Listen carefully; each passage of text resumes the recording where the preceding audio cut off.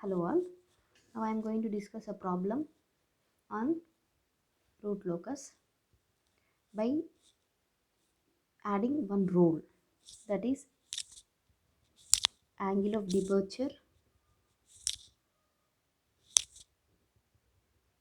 and angle of arrival. So this angle of departure and arrival are calculated if the system is having complex poles and zeros, or complex poles are zeros. Okay, so I will discuss with one example. We'll see the formula now. The angle of departure calculated at complex poles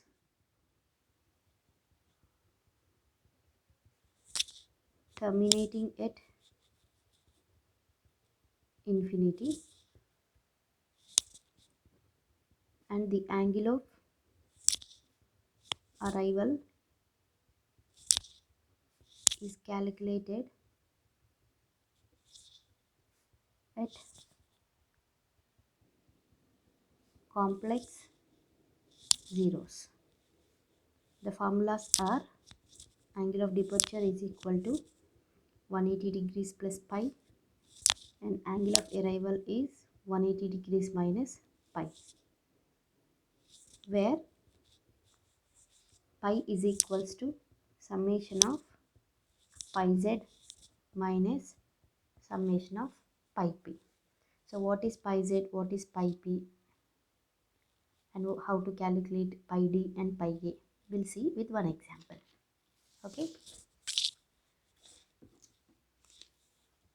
the problem is g of s is equals to k by s into s plus 4 into s square plus 4s plus 20.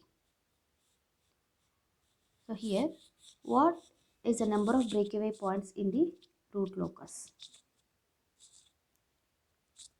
If any transfer function having a pair of real poles and a pair of complex poles, then there is a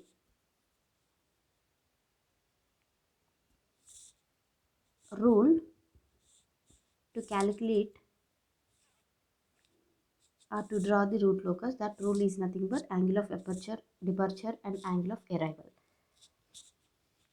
If any system is having the complex poles are zeros, we have to go for this rule 9. Okay, so now the GSH is given as k by s into s plus 4 into s square plus 4s plus 20. How many poles we are having? So first one is, we have to write the root locus is always symmetrical about the real axis. Second one, number of poles. How many poles I am having? 1, 2, 3, 4. 4 poles. P1, P2, and you have to calculate P3. Minus 2 plus or minus 4j. How to calculate the roots? S square 4s plus 20. Roots are minus b plus or minus b square minus 4ac by 2a. If I simplify this one, I will get plus or minus 2 plus or minus 4j. P3 and P4. P3 is minus 2 plus 4j. P4 is minus 2 minus 4j. Okay. Okay. So here, one note point you have to consider. Don't consider complex poles are complex zeros while observing the root locus. What it means is, I will show you now.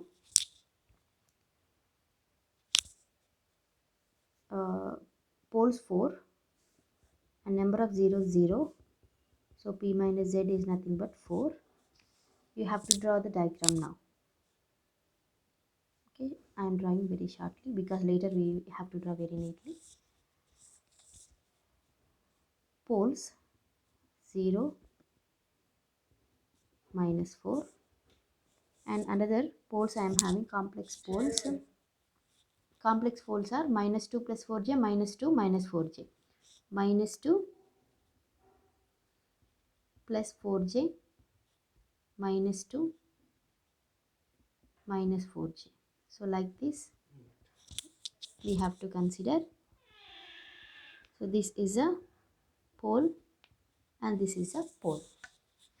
Okay, so what is a node point we have written? Don't consider the complex poles and zeros while observing the root locus. It means while doing the third step we have to consider this node point. So we have to consider the number of poles and zeros that are present on the real axis. We should not consider the complex poles to draw which real axis is belongs to root locus or not. So we have to consider this one. Right side we are not having anything. If I consider this one, right side I am having only one odd. Then it will become a root locus.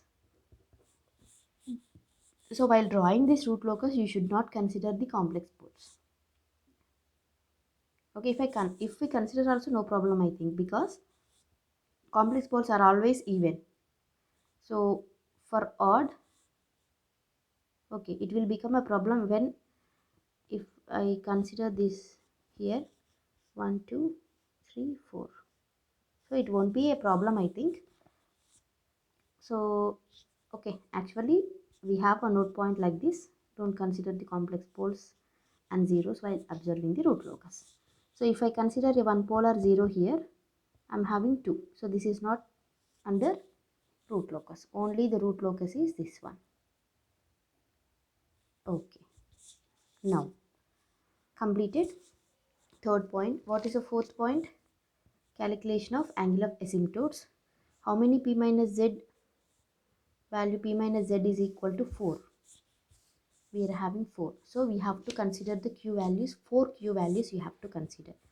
0, 1, 2, 3. So theta 1 is equal to 2Q plus 1, 180 degrees divided by P minus Z. So 180 degrees divided by 4. Okay. So I got theta 1 45 degrees. Theta 2 3 into 180 degrees divided by 4. Theta 3 5 into 180 degrees divided by 4. Theta 4 7 into 180 degrees divided by 4. So here I got theta 2 135 degrees, theta 3 225 degrees, and theta 4 315 degrees. Next, what is fifth point? Centroid. C. Summation of real part of poles and real part of zeros. 0 minus 2. So here we have to consider only the real part, that is minus 2. For P3 minus 2, for P4 minus 2. No need to consider the imaginary part.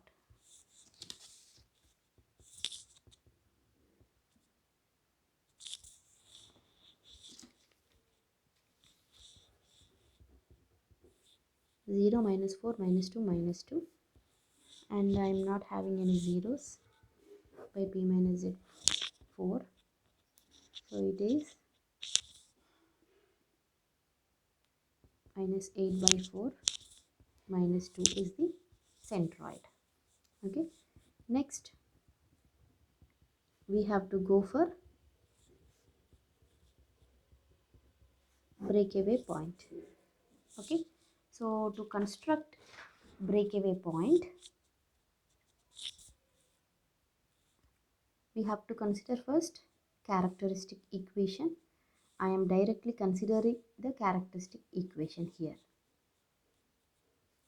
Characteristic equation is nothing but 1 plus GSHS equal to 0, and it is the denominator of the closed loop transfer function.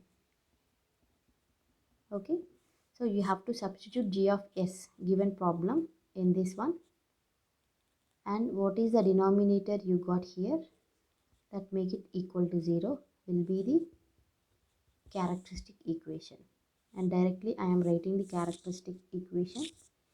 S power 4 8s cube 36s square 80s plus k equal to 0. So from here k is equal to this one. Now you have to do dk by ds and make it equal to 0. After doing the differentiation, I got 4s cube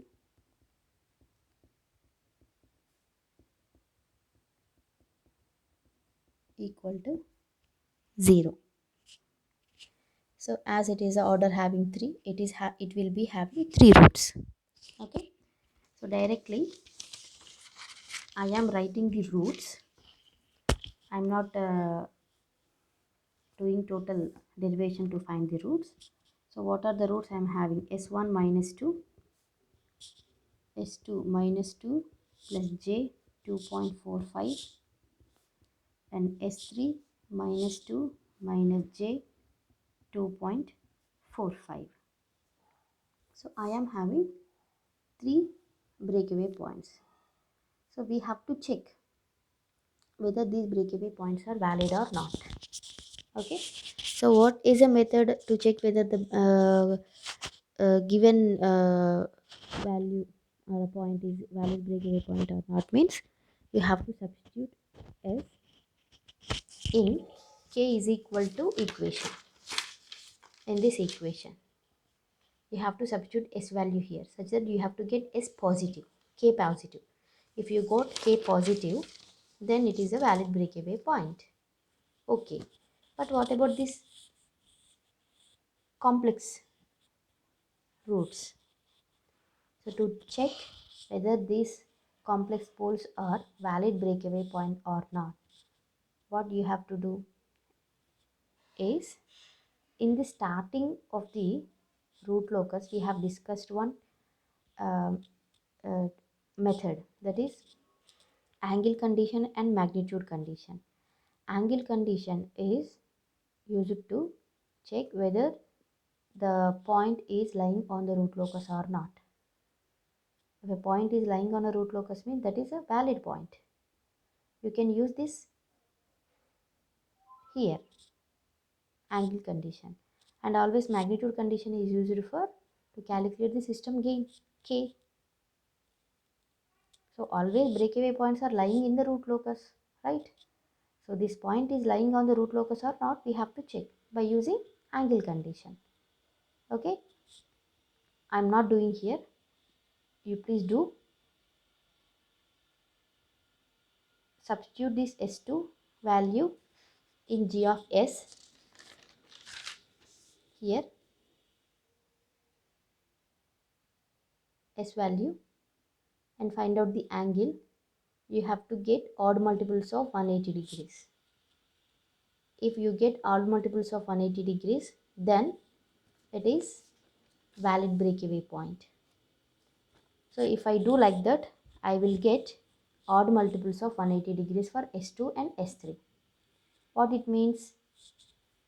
All three are valid breakaway points. Valid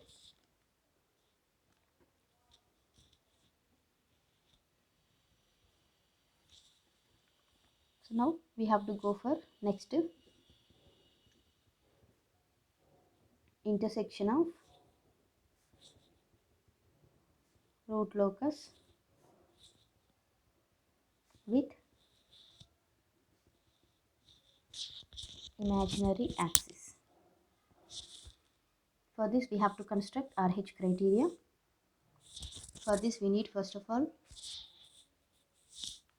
characteristic equation s power 4 8s cube 36s square 80s plus k equal to 0 s power 4 s cube s square s power 1 and s naught 136 k 880 0 8 into 36 minus 80 divided by 8 8 into 36 minus 80 divided by 8 I will get 26. Next 8k minus 0 by 8 I will get k. Next 26 into 80 minus 8k divided by 26, that is 2080 minus 8k divided by 26. Next I'll get 0. Next k, next I'll get zeros. Okay, so from this the system to be stable, the first column of the RH criteria should be positive, that is greater than 0, all the elements. 2080 minus 8k greater than 0, 8k minus 2080 less than 0, 8k less than 2080, and k is less than 260. Here k is greater than 0. So here the range of k is 0 less than k less than 260. So k is equal to k marginal is 260. Next we have to consider the auxiliary equation is always the even polynomial of order 2, 26s square plus k equal to 0. What is k marginal? You have to consider 260. So s square is equal to minus 260 by 26 is minus 10. So s is equal to plus or minus j root 10. So plus or minus j 3.16. So it is the intersection of root locus. Now we have to calculate intersection of asymptotes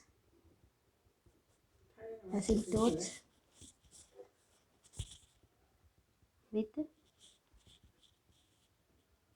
imaginary axis, that is tan theta is equal to y by x. So we have to calculate y tan theta into x. Okay, so here theta is nothing but what we have to consider. It is always first angle 45 degrees, first asymptote angle. And what is x? It is centroid. Centroid is 2. Always already we have calculated. So tan 45 degrees into 2. Tan 45 degrees is 1. So it is 2y. Okay. So we have calculated all this. Now I am going to draw the diagram.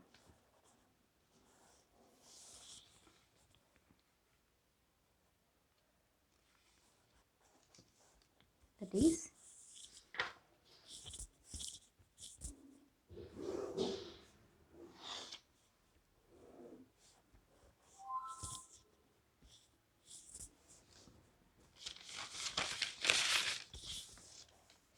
poles 0,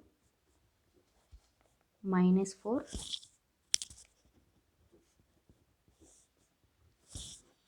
next minus 2 plus or minus 4j, minus 2 4j, it is plus 4j and it is minus 4j.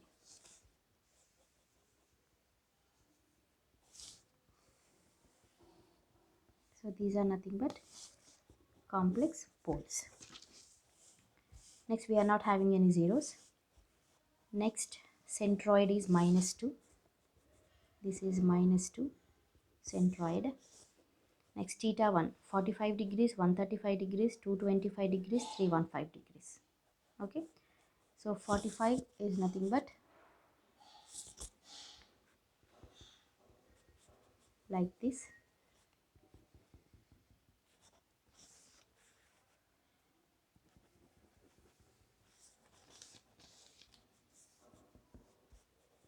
(45 degrees). Next 135 degrees, 225 degrees, and it is 315 degrees. So these are the asymptotes.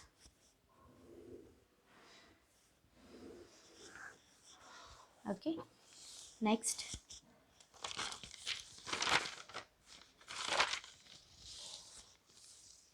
breakaway points.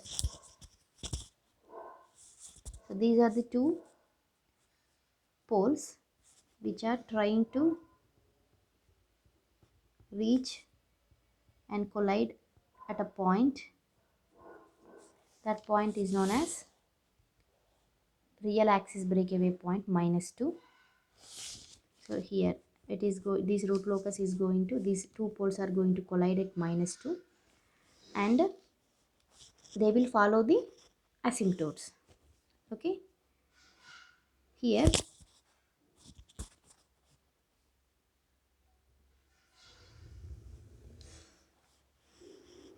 these are the two roots after collision.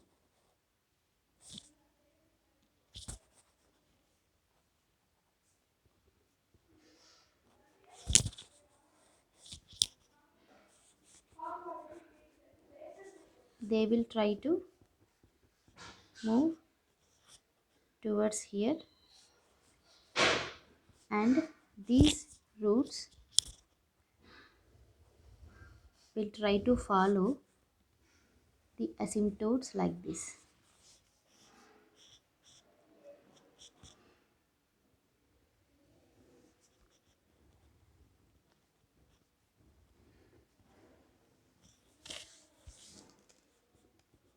One root will move like this.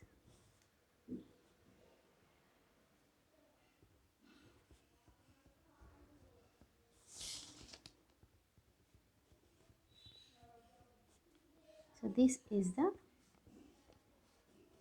root locus. So see here, total we are having 4 poles. 2 are real poles and 2 are complex poles. First, these poles are going to collide at (-2), and these two poles are moving like this. Okay, and the complex pole we are having here, and this pole will try to move towards downside, and this pole will towards downside, and these two poles are collide at this point, and this point is known as another breakaway point. Here (-2) is a real breakaway point, and 2 more breakaway points, complex breakaway points, they are going to collide at this point. And what is that point? We already know (-2) plus j 2.45, (-2) minus j 2.45.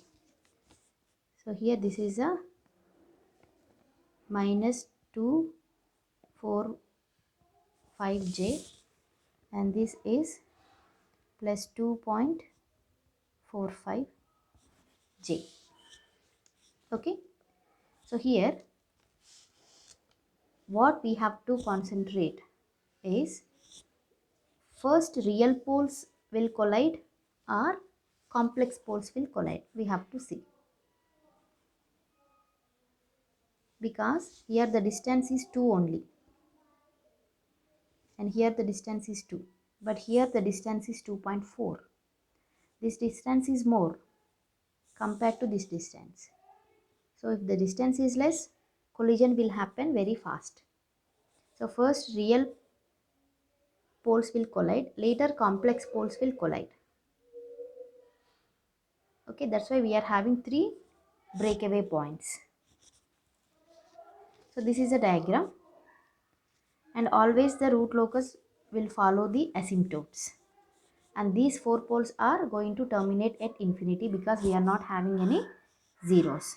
Now what we have to do? We have to calculate angle of departure and angle of arrival. Okay, angle of departure I am calculating first. So initially just I am drawing very simple diagram of root locus. These are the complex poles I am having. Okay, so angle of departure will be calculated by considering this is pi p1, this is pi p2, and this is pi p3. Okay, we can calculate the angle of departure by considering any one of the complex pole, either this one or this one as a reference. So for this pole we have to draw the straight lines, and we have to calculate pi p1, pi p2, pi p3. From the diagram we can say that pi p2 is always a 90 degrees. And what is pi p1? How to calculate pi p1? Pi p1 is nothing but 180 degrees minus tan inverse b by a.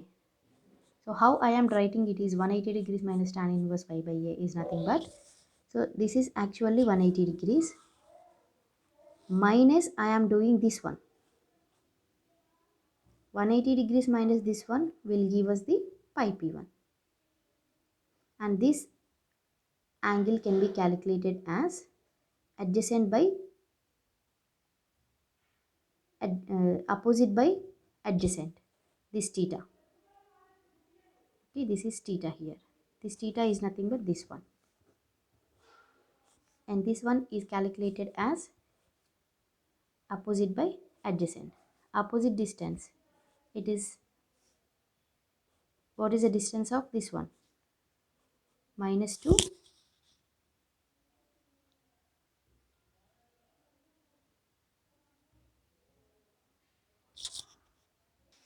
This is 4j. This is -4j. This distance is 4, and this is nothing but centroid. From this we are this is -2. See, complex pole is nothing but -2 plus 4j. This is -2 minus 4j. 2 is nothing but x-axis, 4 is nothing but y-axis. Okay, this distance is 2, this distance is 4. So tan inverse y by a, 4 by 2. So 180 degrees tan inverse 2. Okay, so it will be around 116.6 degrees. And what is pi p2? It is 90 degrees. And what is pi p3? It is directly we can calculate tan inverse opposite by adjacent. Simply 4 by 2. It is around 63.4 degrees. Okay, so what is actual formula of angle of departure? Pi d is equal to 180 degrees plus pi. Okay, 180 degrees plus pi. And how to calculate pi? Pi is nothing but summation of pi z minus summation of pi p. So till now we have calculated pi p1, pi p2, pi p3. These are nothing but summation of pi p, and we are not having any zeros. So this will be equal to 0 minus summation of, what is pi p1? It is 116.6 degrees, pi p2 90 degrees, pi p3 63.4 degrees. So pi is equal to minus 270 degrees. So pi d is equal to 180 degrees minus 270. It will be minus 90 degrees. This is pi d. Okay. So the root locus for the above problem along with the angle of departure, this is angle of departure. What is the angle we have? We got, that is minus 90 degrees, right? Minus 90 degrees is nothing but this one. From here to here, minus 90 degrees. From here to here, plus 90 degrees. Okay.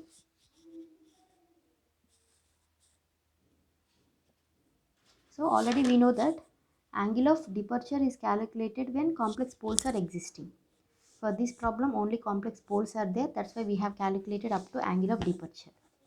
We'll calculate angle of arrival when the system is having complex zeros. Okay. So this is very important. Thank you.